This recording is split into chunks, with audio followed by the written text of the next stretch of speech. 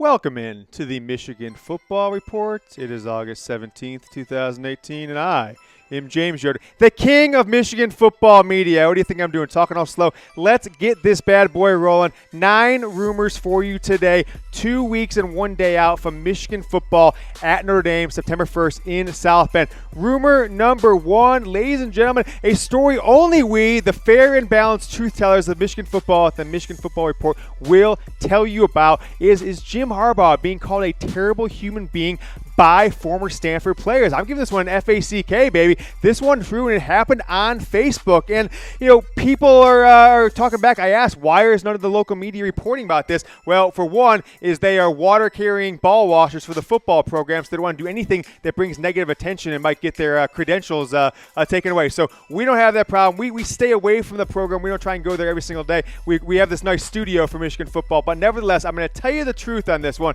Football players that played under Jim Harbaugh at Stanford, responding to the DJ Durkin news over this past weekend, said, I'm going to throw up this one from CJ Easter. He put it on Facebook.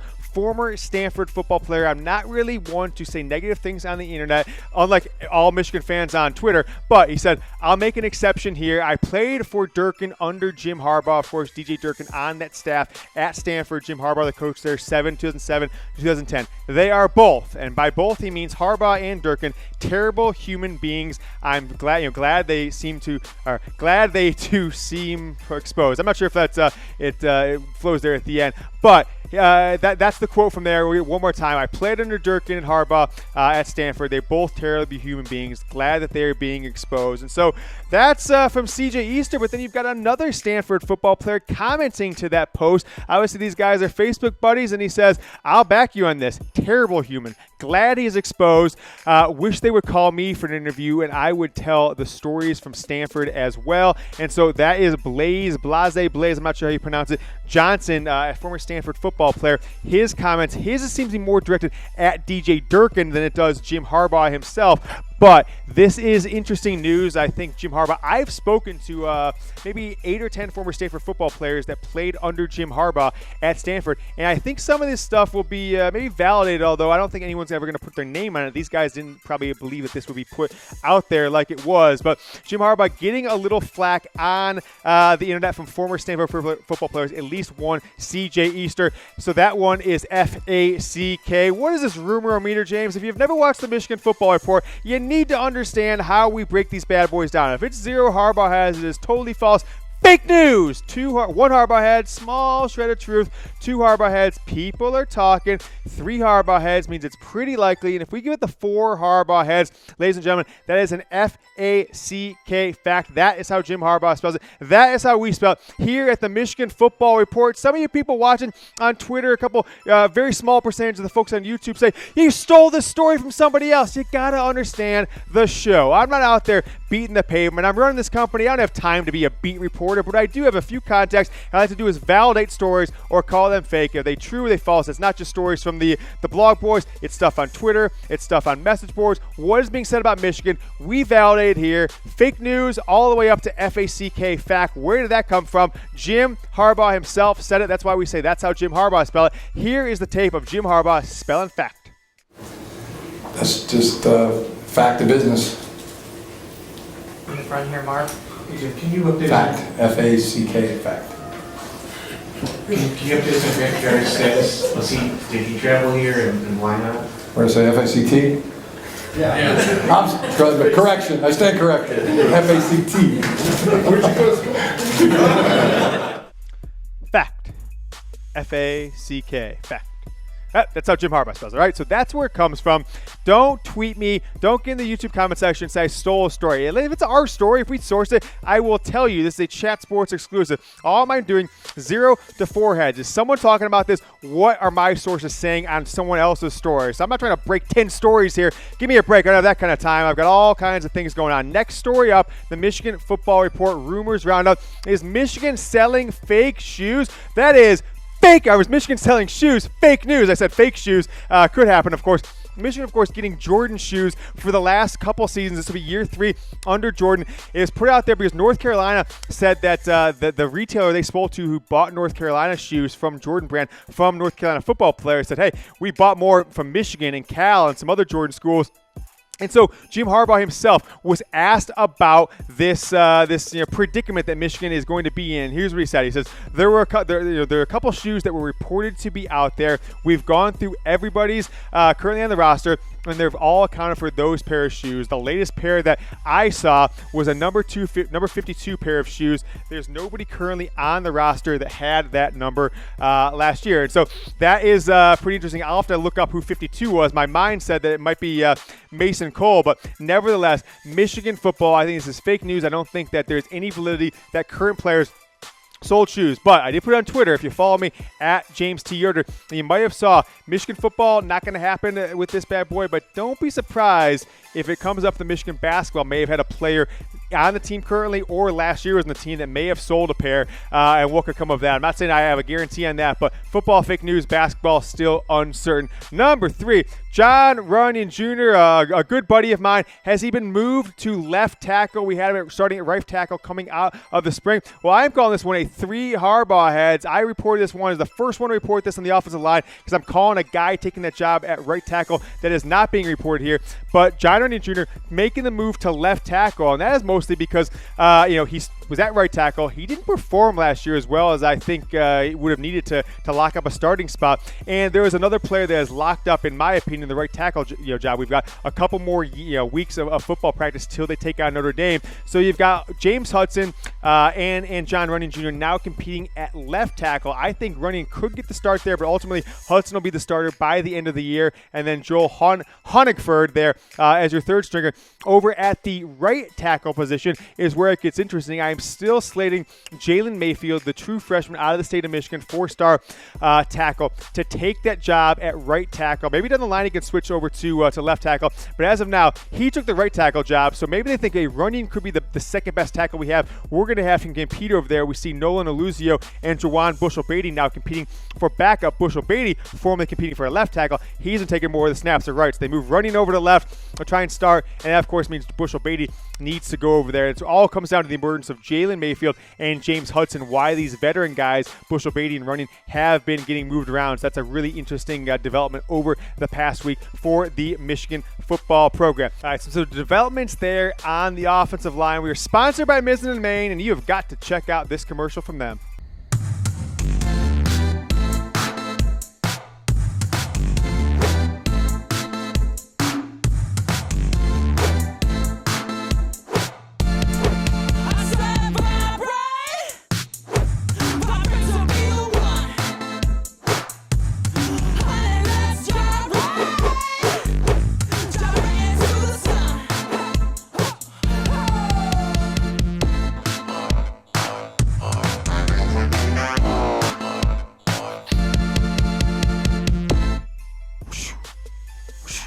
Man, Phil Mickelson, he can move out there, baby. That commercial has gone viral on the internet, and we got to thank Mizzen & Main for sponsoring. I'm wearing Mizzen & Main shirt. People call me, they see these outfits, they say, James, you look very handsome in that shirt. You might get yourself some ladies in the comment section. You start wearing Mizzen & Main and doing a Michigan football show, of course. All right, next rumor up on the board, Ambry Thomas taking snaps at wide receiver. I'm giving this a 1 Harbaugh head, means that, it's out there, right? There's a small shred of truth that Ambry Thomas taking snaps at wide receiver. Now, what I do know is that Ambry Thomas did kind of underperform in the first week and a half of practice. We know his accolades there last year at the kickoff return position, but is he kind of dropping back? Is he not necessarily competing for the second cornerback spot like he had towards the end of last year, getting the snaps and maybe emerging as a viable starter with Michigan's 2 potential all Big Ten corners in there? So most of the footage we have of him, of course, is as a kick returner, but could he be using that elusiveness with the ball in his hands to get snaps to wide receivers? Only 1 Harbaugh head, because I've heard this. It's been a lot of Twitter talk. It's been a lot of random message board talk, some stuff on Facebook, but nothing concrete. And, why would he go there? Well, McDoom and Kakoa Crawford no longer in the team. Could Michigan need to move him over there to just have some depth to make sure if there are any injuries, we've got some guys back there be able to take snaps at the wide receiver position. So keep an eye out for that one. Ambry Thomas at the University of Michigan taking snaps at wide receiver. He'll definitely be a starter at cornerback in 2019 if Lavert Hill and David Long move on. All right, Harris, what do we have up next? We got a weigh-in, or are we going to number 5? Let's go to number 5. Is Michigan's shotgun offense going to resemble the New England Patriots? This is a question I think, we're the first ones to break it, so I'm calling it FACK. Fact, Michigan's shotgun offense is going to resemble the New England Patriots, that they are going to run a short passing style offense in 2018 when they are out of the shotgun, with Shea Patterson delivering the ball like Tom Brady does to tight ends, backs, and wide receivers 3 to 5 yards downfield, and giving them position to move, making sure they can catch the ball on the move. John Runyan Jr., the guy we've got competing at left tackle now, says, hey, we have more mobile quarterbacks. Obviously, we put an entirely new offense, a lot more read stuff. We have a different kind of style to it, but for the most part, we're still going to line out with a fullback and running back, and power right at you. We have a little bit of flavor on it too. So he alluded to a new offense there, and what I've been told, the passing game deep isn't a big part of the Michigan football success this fall. So what they're going to do is move it to a shorter passing game where Shea Patterson can deliver at a 70-75% completion rate, and ideally let Michigan's athletes, break a tackle and break one for 10-15 yards and beyond. All right, a little bit of shifting gears here. Want you guys to support Haley. I got a follower on Twitter that sent this to me, and I really want to make sure we brought attention to this. So Haley is trying to get funded to be able to ride as an equestrian, to be a horse rider, and we're trying to raise $2,000 for her. So go ahead and toss up this tweet. Michigan Nation Shea Season says, I am helping a friend who is helping a fellow coworker. I generally don't do this, so please take a look. Thank you, Go Blue, and some other hashtags on there. The young lady's name is Haley. She is trying to raise money so she can continue to perform, to compete in an expensive activity sport, equestrian riding. So help a young equestrian out. The URL was really long, so it's on GoFundMe. You can go look and you can type that in, which is help a young equestrian out. Or I'm gonna leave this up there for about 10 more seconds. Type that URL down, screenshot it, go donate $10. Let this young lady ride her horses if it's not in the budget for her parents to do it right now. Obviously, I think the investment in our youth, it'll pay off for you one day. Let Haley ride. Help Haley, support her.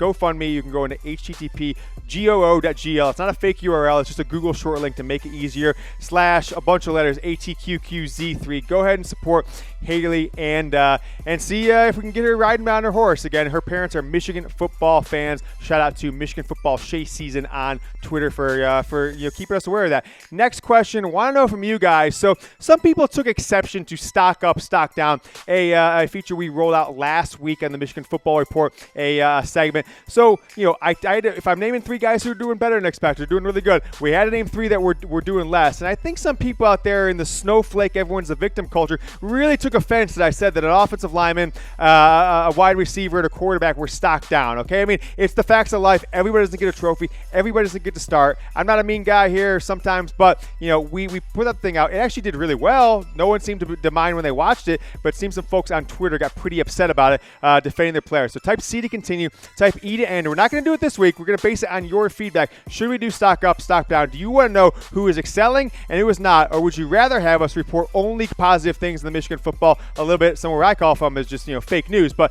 nevertheless, you tell me, C to continue or E to end it. All right. Are the underclassmen running backs struggling this year? Michigan is searching for a number 3 running back. Obviously, Karan Higdon and Chris Evans being number 1 and 2. I'm giving this one 3 Harbaugh heads. It is pretty likely that no one has emerged. And the reason no one's emerged in the third running back is because, frankly, Michigan has not recruited the highest level of talent at the running back position under Jim Harbaugh. And maybe the best recruit they got, Kareem Walker, was reported by Chat Sports, of course, 7 months ago is leading the program, finally announced by the blog boys here in the last month that he transferred to a community college. So 3 Harbaugh heads. I want to take a look at the underclassmen depth chart. We've got Kurt Taylor, redshirt freshman, Omari Samuels. He got some snaps last year. Some people might say, hey, he's a redshirt freshman. I don't know specifically, but he did get snaps late in the year, sophomore.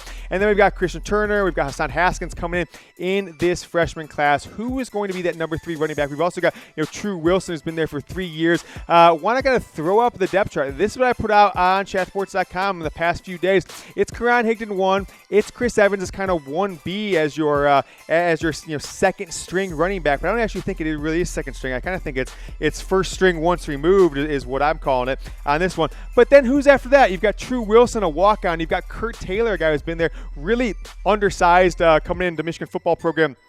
A guy with a lot of grit and toughness, but I'm not sure if it's the highest level talent. If he's your starting running back at any point this year, I think you've got a lot of problems. So I'm calling this one pretty likely. It's 3 Harbaugh heads, and we all know that means that it's pretty likely. Again, this is not my story. James Yoder is not reporting that they're struggling. Someone told me there's reporting. I read it somewhere else, and I put out my story. I've talked to my sources. Is this true or false? And I said, yeah, pretty likely this is truth. They're struggling. Some guys are making plays, but don't go out there and say, I'm reporting this. This is the truth teller, James Yoder, telling you, is it pretty likely? Is it fake? Is it fact? Whatever it is. All right, I want to ask a comment to you guys. Where do you go for your Michigan football coverage? Is it Facebook Live or YouTube like we're at now? Is it Twitter? Is a lot of people on Twitter, a lot of people not putting their names on stuff and like to engage and comment, both positive and negative. Is there a website you go to? Go below. You're obviously watching the show, so we're one of them, whether it's Facebook Live or YouTube. Where else do you go? What's your go-to? I want to know from you guys. Go ahead and put it in the comment section on Facebook Live and on YouTube. Number 7, is Grant Perry your best wide receiver in fall camp? I've seen this put out there by some of the paid websites, the guys that seem to report a lot of positive news on upperclassmen players. I am calling this one fake news, though. I don't even have him as the top 3 or 4 running backs on the entire roster this year, actually. So I am calling this one very fake news. He's going to struggle to see as many snaps as he has over the last 3 years. We'll toss up his stats here. You see in 2015, 14 catches, then got up to 25 catches last year after kind of a down 2016, but not the best production. In the small hundreds of yards, 183, 307, one touchdown. This is not the kind of guy who is the best receiver for a team that is going to start the year in the top 15 and likely could get up in the top 10 or 5 if they start the year with a win against Notre Dame and continue down that streak for 3 or 4 weeks. So I don't think that this is true. I put it out to my source, and it says, hey, look, people are praising him because he's worked hard, doesn't want to lose his spot. But the guy to watch out for is Oliver Martin. He's the future. Grant Perry may get more snaps early on, but long term, later this season, Oliver Martin's certainly going to emerge. And hey, Donovan Peoples-Jones, starting wide receiver on the outside, he's getting a lot of snaps on the inside because Michigan doesn't think that the slot position is ready, so they're moving Peoples-Jones in there, and that kind of says, to Grant Perry, hey, Grant is not at the level that we need to win a Big Ten title, and taking the outside wide receivers, taking the backup there, Nico Collins, and giving him a starting role in some sets, mostly out of a shotgun 3 or 4 wide sets. All right, next one. Rumor number 8. Is Jim Harbaugh going to be the Michigan football offensive coordinator in 2018? I'm going to call this one fact, F-A-C-K. That's how Jim Harbaugh spells it. That's how we spell it here at Chat Sports. This is reported by somebody else. I'm not taking credit for this one, but I have confirmed that it is true, and this goes against what I said. Look, I'm going to be the first one to admit here. I had a really good source with Jim McElwain that he was coming in, whether they gave him the title or not, to be the offensive coordinator and would be the guy playing, outlining the game plan in 2018.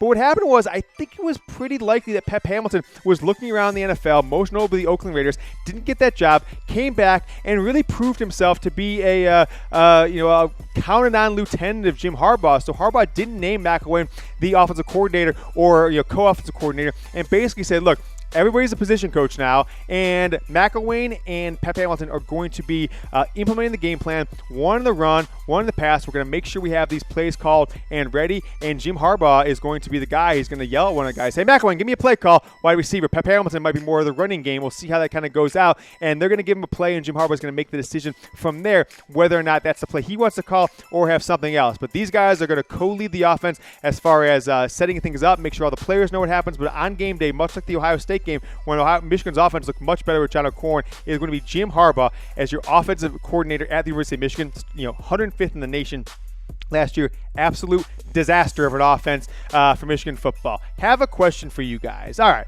I am putting it out there that I want to know from you. Would you have interest in a camera on me with graphics and scoreboards and stats and questions from you guys, and just watching me mic'd up react to every Michigan football play during the games that I am not attending? It's not going to happen for game 1. I'm going to be at the Notre Dame game, but from games on that, I'm not going to travel for SMU. I'm not going to be at a number of the games, definitely on not the road games. Would you want a camera on me at all time? Watch the game on your phone while it's on the big screen, split screen, whatever you want. Comment below. Do you want to watch with me? If you all say no, I'm not going to do it. If I get some yeses, we might consider this, and we can watch the Michigan football game together. If we do it, it's going to be on Facebook Live. It's also going to be on YouTube, and Chat Sports, the Michigan Football Report, are absolutely crushing it on YouTube. Go to chatsports.com/YouTube Michigan. It'll drop you right in on the playlist. Make sure you subscribe to Chat Sports. We're on a quest for 100,000. We're at like 5,000 4 months ago. Now we're at 65-ish thousand followers. We're on the path to 100,000. I heard they actually send you a plaque if you get to 100,000 followers on YouTube. So can't wait to get that in. I'll hold it up for all you guys when we get it. Last rumor. Defensive end, Luiji Vilain, a backup defensive end. Was he injured in camp? I'm giving this one Harbaugh head. I've seen this put out there in some of the Facebook groups and message board. And maybe it's a very bad injury. Maybe it's an injury that's going to keep him out that Michigan has to consider. It is one Harbaugh head. I didn't report this one. I didn't even hear this one from anybody I found credible, but it is out there. So if you see this one, don't really consider it to be too factual. He was injured a little bit. Maybe held out of one practice, what I've been heard, but it is nowhere near true. He's not going to miss any time, and he should be back on the field in this next week, in these 2 weeks leading up to the Notre Dame game. And so Luiji Vilain maybe nicked up a little bit, but not hurt enough to miss any significant time, certainly not the Notre Dame game. Check out these search, ladies and gentlemen. They are from Mizzen and Maine. Comfortable.af is the website. They're supporting the Michigan Football Report, and I want you to support them by going and buying a shirt at Comfortable.af. If you're watching on Facebook Live, keep watching. We're going to roll this bad boy back. Comment below, share, whatever you can do to help support the show. If you're watching on YouTube, we will see you later.